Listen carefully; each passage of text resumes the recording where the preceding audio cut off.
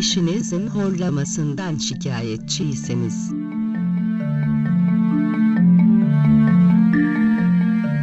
Horlama nedenleri genelde septal deviyasyon gibi burun ve geniz bölgesindeki anatomik bir tıkanıklıktan, ağız veya burun yolunda polip türü dokular nedeniyle oluşan darlıklardan, geniz etinden, bademcik şişmesinden, dil kaslarının gevşemesi neticesinde dilin geceleri geriye doğru sarkarak soluk borusunu kısmen tıkamasından, sinüzit ve grip, nezle gibi burun tıkanıklığı sebebi olan hastalıklardan dolayı ortaya çıkabilmektedir. Horlamaya kesin çözüm sunan bu doğal tedavi kürünün yapılışı oldukça kolay ve sadece horlama için değil, aynı zamanda uyku apnesi, uyku bozukluğu gibi rahatsızlıklara da iyi geliyor. Gerekli malzemeler: beyaz lahana, su. Beyaz lahana kürü nasıl yapılır? 2-3 tane beyaz lahana yapraklarını 1 litreden biraz az suda kaynatın. Haşlandıktan sonra suyunu sabah akşam aç karına günde 2 defa 1 bardak içilir.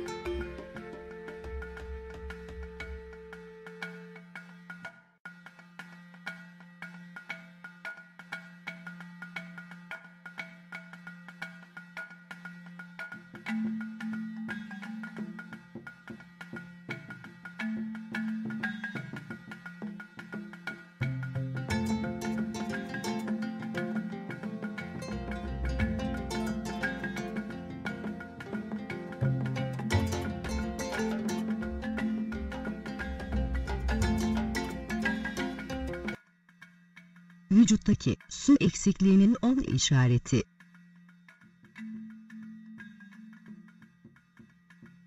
Vücutta çölleşmenin 10 alameti. İnsan vücudu su seviyesi düştüğünde çeşitli biçimlerde alarm veriyor.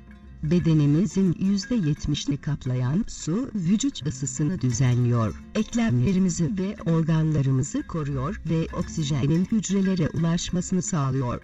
Vücut fonksiyonlarının sağlıklı şekilde işlemesi için su miktarının dengeli seyretmesi uzmanlar tarafından hayati olarak niteleniyor. Dikkat edilmediği takdirde kronik dehidrasyon yani su kaybı tehlikesi baş gösterebiliyor.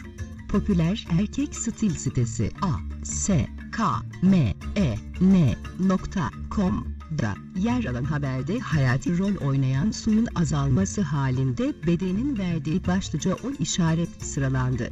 1. Ağız kuruması. Su kaybı olduğunda susarsınız. Ağzınızda kuruma olur, dilinizde de hafif şişkinlik görülür. Bu hale yapacak en uygun şey su içmektir.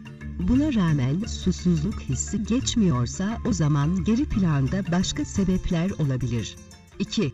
Koyu sarı idrar. Su kaybı yaşayan kişide doku kurudukça ve tansiyon düştükçe böbrekler devreye girer ve suyu idrarı yoğunlaştırarak ya da idrarın üretimini tamamen durdurarak muhafaza etmeye çalışır.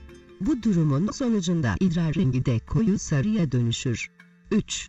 Kabız olmak. Sağlığımız yerindeyken yediklerimizi kalın bağırsağın kolon kısmından rahatça geçer. Kolon yediğimiz yiyeceklerden suyu emip geride atıkları bırakır. Geride kalan atık dışkıyı oluşturur. Kabızlık. Kolon çok fazla su emmeye çalıştığında ya da kasılmaları yavaşladığında gerçekleşir. Su kaybı yaşadığımızda kolon gıdadan daha fazla su emmeye çalışır. Dışkı daha sert ve kuru olur. Bu da kabızlıkla sonuçlanır. 4. Cildin esnekliği düşer. Dehidrasyon cildin esnekliğini azaltır. Doktorlar su kaybını test etmek için elin arkasında deriyi yukarı doğru çekip bırakırlar.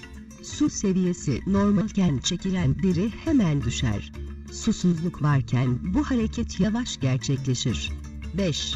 Kalp çarpıntısı. Kalp düzgün çalışmak için sağlıklı bir vücut ister. Kalp de bir tür kas olduğu için kan akışındaki düşüş ve dehidrasyondan kaynaklanan elektrolit yoğunlaşmasındaki değişimlerden ötürü nabızda değişiklikler görülür. 6. Kramp kas spazmı. Aktif erkek için düzgün su seviyesi olmazsa olmazdır. Dehidrasyonun kas fonksiyonunu nasıl etkilediği henüz tam olarak açıklanmamış olsa da muhtemelen durumun elektrolitlerin dengesizliğiyle ilgili olduğu sanılıyor. Sodyum, potasyum gibi elektrolitler kasların kullandığı elektrik yüklü iyonlardır. Kronik dehidrasyon halinde elektrolit dengesizliği yüzünden egzersiz sırasında ya da sonrasında sık sık kramp ya da spazmlarla karşılanılabilir. 7. Baş dönmesi. Tansiyon düşüklüğü ile beraber dehidrasyon bizim baygın hissetmemize yol açabilir.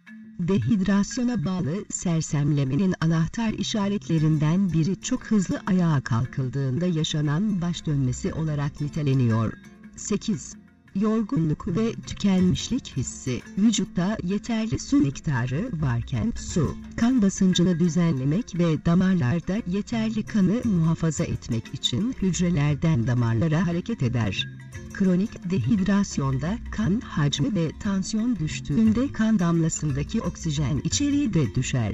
Yeterli oksijen olmayınca kas ve sinir fonksiyonları yavaşlar ve yorgunluk hissi verir. 9.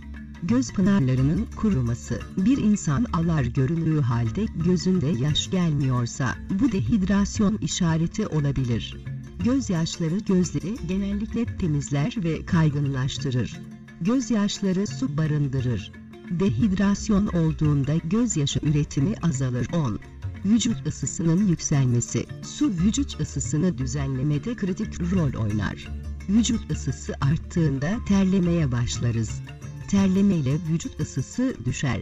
Dehidrasyon olduğunda terleme durur ve vücut ısısı hızla yükselir.